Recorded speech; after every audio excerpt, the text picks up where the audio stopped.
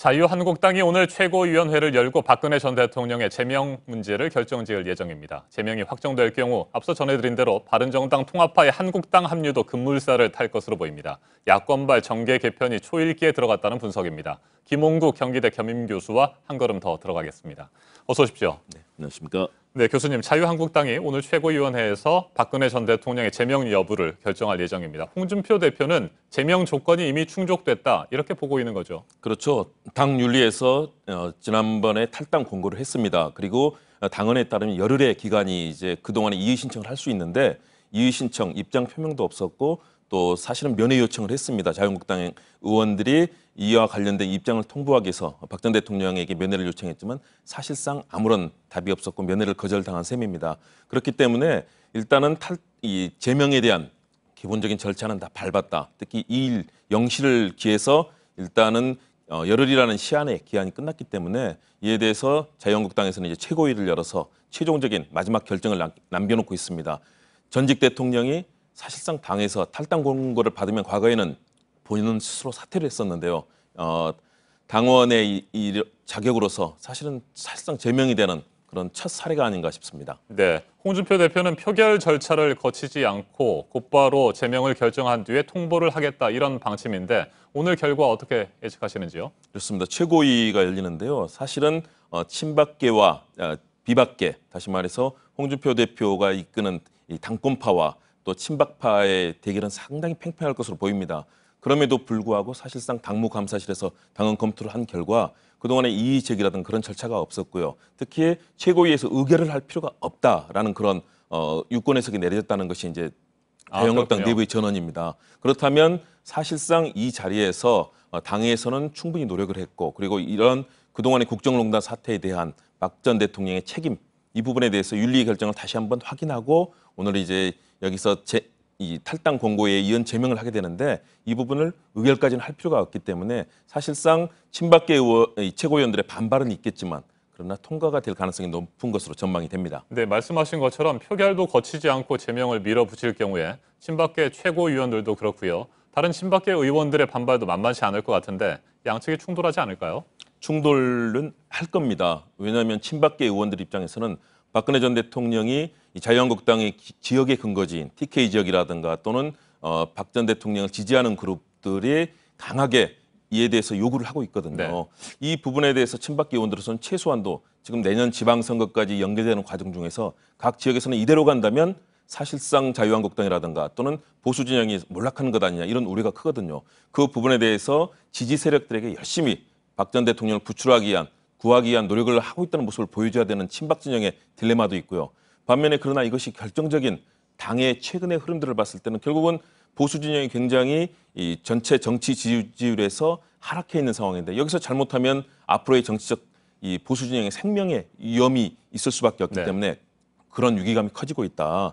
그래서 저는 그런 절충점들을 만들어내기는 할 텐데요. 그러나 친박 의원들 상당히 강하게 반발은 할 겁니다. 네, 최고위원회를 막아선다거나 이런 일은 없을까요? 극단적인 물리적 충돌까지는 가지 않을 것으로 보입니다. 왜냐하면 최소한도 이런 정치적 명분을 놓고 싸우는 것이고요. 또 실제로는 거기에는 당내 권력 투쟁의 그런 과정도 있습니다. 홍준표 대표 체제를 더욱더 굳건히 해서 내년 지방선거로 가는 그런 과정에 이 자유한국당의 역할이 있고요. 더불어서 지금 바른정당 내의 김무성 의원이라든가 바른정당의 통합파들이 결합할 수 있는 명분을 제공해야 된다는 지금 굉장히 중요한 기점에 놓여 있거든요. 그런 측면에서 친박 의원들이나 최고위원들 강하게 반발은 할 겁니다. 특히 홍준표 대표가 초선, 재선, 3선 의원들까지 만나는 과정 중에서 친박 의원들이 거기에 나오지 않는 등 일단 반발하는 모습을 보이고 있습니다. 그러나 사실은 물리적 충돌까지 간다는 것은 이 자유한국당을 스스로 자해하는 그런 결과를 가져오기 때문에 거기까지는 가지 않을 것이다 이렇게 전망됩니다. 보시는 거군요. 자, 홍준표 대표는 국회의원이 아닌 사람에 대해서는 오늘 끝난다 이렇게 말을 했습니다. 그건 다시 말하면 국회의원이 아닌 박근혜 전 대통령에 대해서는 제명을 하겠지만 서청원, 최경환 의원의 징계 문제는 사실상 한 발 물러섰다 이렇게 볼 수 있나요? 그렇죠. 네. 왜냐하면 타협점을 찾은 거죠. 이 부분에 있어서 만일의 경우 최경환, 서청원 의원까지 제명을 하려고 할 경우에는 당내 재적 의원 3분의 2 이상의 찬성으로 의원총회에서 결정이 돼야 됩니다. 네. 그런데 이 당내 구조상을 흐름을 봤을 때는 107명의 의원 중에 이제 초선 의원과 재선 의원이 이런 3명을 차지하고 있습니다. 74명이요. 그러면 이 의원들의 전체 결의를 모아서 3분의 2 의석을 끌어들인다는 건 쉽지 않거든요. 도리어 당내 반발이 커지고 부결될 경우에는 사실 홍준표 대표의 리더십이 더욱더 위축되고 당내는 정말로 혼란스러운 상황이 올 수 있습니다. 그렇기 때문에 저는 일정한 타협점을 찾아서 일단은 오늘 최고위원회에서 그 문제가 언급은 될 겁니다. 왜냐하면 윤리위원회에서 일단 결정을 했기 네네. 때문에요. 그러나 이 부분에 대해서 정호택 원내대표가 현재 이 사안을 가지고 의총을 열지 않겠다라고 했기 때문에 원내대표에게 이 사안을 미루면서 이 사안을 계속해서 보류하고 밀고 나가면서 당내 분위기를 결합시키는 쪽으로, 특히 바른정당이 통합파가 같이 결합해 준다면 네네. 일단은 어떤 분기점을 맞을 가능성이 크거든요. 이런 흐름으로 끌고 갈 거라고 보고 있습니다. 그렇다면 서청원 최경환 의원에 대한 징계안을 완전히 철회하거나 뭐 이러지는 않더라도 일단은 시간을 좀 끌 것으로 보인다. 그렇습니다. 이렇게 봐야 되겠군요. 철회하기는 어렵고요. 네. 이미 당 윤리위원회에서 결정을 한 사안이기 때문에 당 대표가 사실은, 그리고 홍준표 대표도 처리할 마음은 없습니다. 왜냐하면 이를 통해서 친박계의 그런 반발을 누그러뜨리면서 당권을 또 장악해야 되는 본인의 입장도 있고요. 그리고 내년 지방선거 과정 중에서 많은 친박계 세력들이 사실은 DK 지역이나 수도권에서도 지금 제주도는 원희룡 지사, 또 경기도에는 남경필 지사가 있지 않습니까? 네. 자칫하면 이런 부분들이 보수가 분열된다면 내년 지방선거에서 보수 진영이 대몰락이 예고되는 상황이기 때문에 이런 정치적인 복선을 깔고 있기 때문에 홍준표 대표도 일정한 타협선을 찾을 가능성이 높다고 봅니다. 이제 서청원 최경환 의원에 대한 징계 문제는 그렇게 진행이 될 것 같고, 자 이제 자유한국당의 친박 청산 움직임은 바른정당의 운명과도 직결되는 문제 아니겠습니까? 오늘 박근혜 전 대통령의 제명이 결정된다면 오는 6일 월요일입니다. 바른정당의 통합파 의원들의 집단 탈당을 하고 한국당으로 넘어갈 것이다, 이런 전망이 나오는데 그렇게 될 가능성이 높다고 봐야겠죠? 높다고 봐야죠.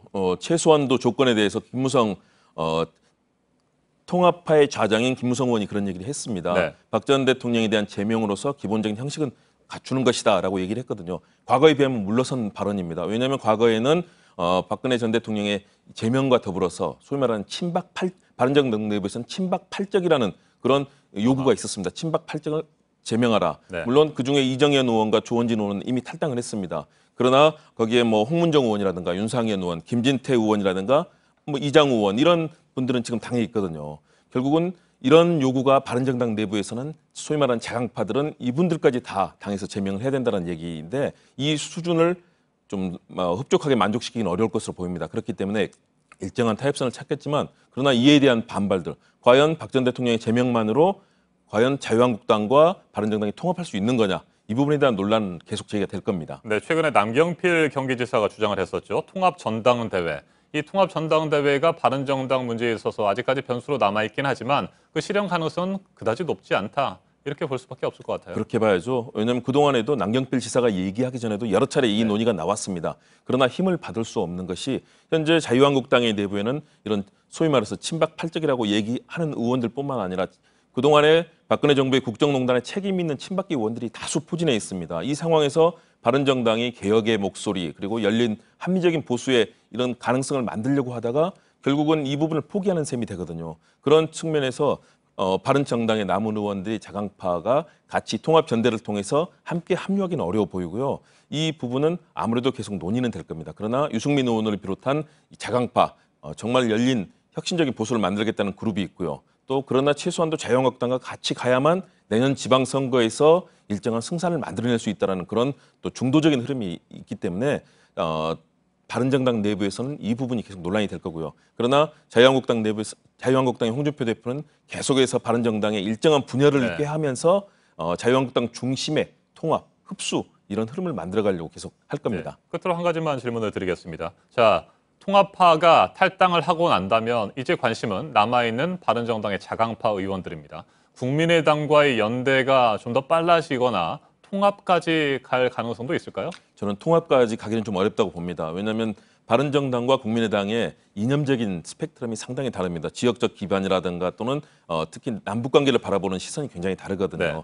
그런 측면에서 통합으로 가기는, 최근에도 안철수 대표가 이를 추진하다가 사실상 후퇴하는 그런 모습 보이지 않습니까? 그렇기 때문에 저는 정책적 연대, 이번 국정감사가 끝나고 예산국회에서는 정책적 연대를 통해서 다양한 그런 모습들이 있을 거고요. 내년 선거 때는 사실은 바른정당의 남은 그런 세력과 국민의당이 어떤 일정한 연대를 하지 않는다면 내년 지방선거에서 상당한 위기를 맞을 가능성이 큽니다. 자유한국당이 보수 그리고 더불어민주당이 어떤 진보적인 흐름을 가져간다면 위기 상황이 있을 거기 때문에 정책 연대와 더불어서 내년 지방선거 때까지는 선거 연대의 일정한 흐름이 있을 거고요. 그 와중에 자유한국당과 바른정당이 계속해서 보수의 이 선명성 그리고 세력 경쟁을 하면서 네. 전체 판을 끌고 갈 거다. 여기 또 문재인 정부가 이것을 성공적으로 끌고 가야 되는 또 과제도 남아있기 때문에 정치에 굉장히 복잡한 방정식이 전개될 것으로 보입니다. 네, 여기까지 듣겠습니다. 김홍국 교수님 말씀 잘 들었습니다. 감사합니다. 감사합니다.